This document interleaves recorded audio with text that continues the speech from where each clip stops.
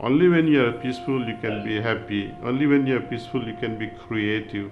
Only when you are at peace, you can approach God. So peace, I think it's a canvas. You can paint whatever you like afterwards. The entire purpose of yogic sadhana is to revolutionize this inner consciousness. Only when the consciousness of many individuals in the society begins to rise, when a critical mass of collective consciousness shift is attained, only then will the aggregate of humanity will be destined to change even at a higher level. There will be more peace, there will be more harmony. We have to begin with inner harmony at an individual level first. So you see the dangers of conditioning oneself. One has to remain unconditioned, means unprejudiced, undiscriminative, or non-discriminative. And how to arrive at such clearer heart without being conditioned? That is part of yoga actually. Yoga helps us arrive at such a state of neutrality. And with such a neutral heart, neutral mindset, one can become at least discriminative in a proper way. Discriminative in the sense you know what is right, what is wrong, what is cause, what is effect, what is beneficial, what is not beneficial, some fundamental things.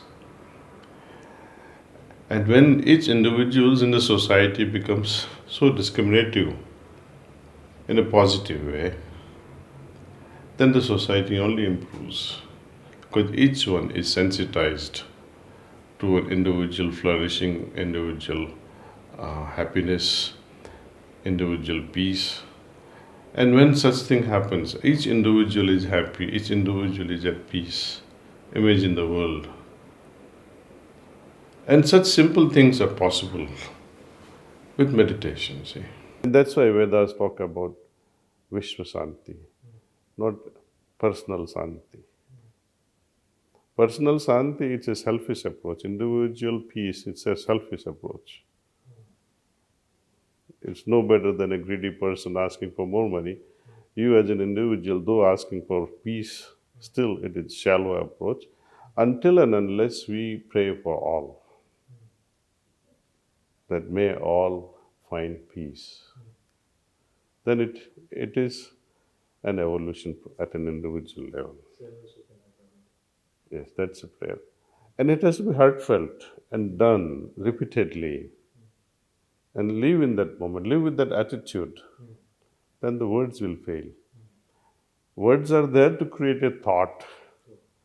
Thought has to evolve to feeling. Once I say Sarva Sukhina Bhavatu, let me feel that. And then it will have ripple effect. It will not be enough to say Sarva Sukhina Bhavatu and there is a hungry man in front of you and you are having pizza. It will not work once you have started feeling. But the moment you are happy by saying Sarva Sukhina Bhavatu, I have recited my sloka, and somebody waiting with hungry eyes, maybe he will offer me his pizza. My great master, Babuji, he used to say, forget thyself. It's a very powerful statement.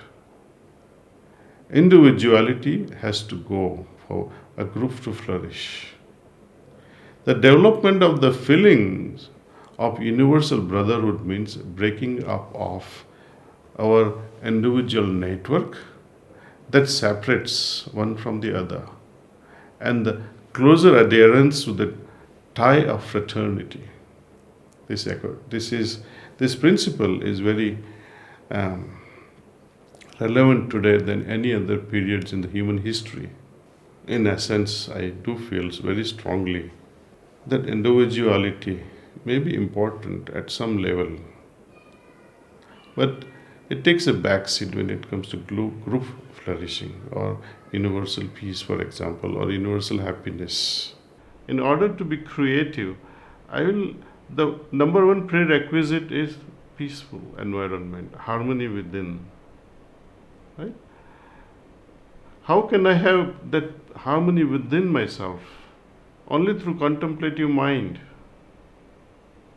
And how can this contemplative mind adjust itself unless it remains focused? If my mind is not focused, I cannot contemplate.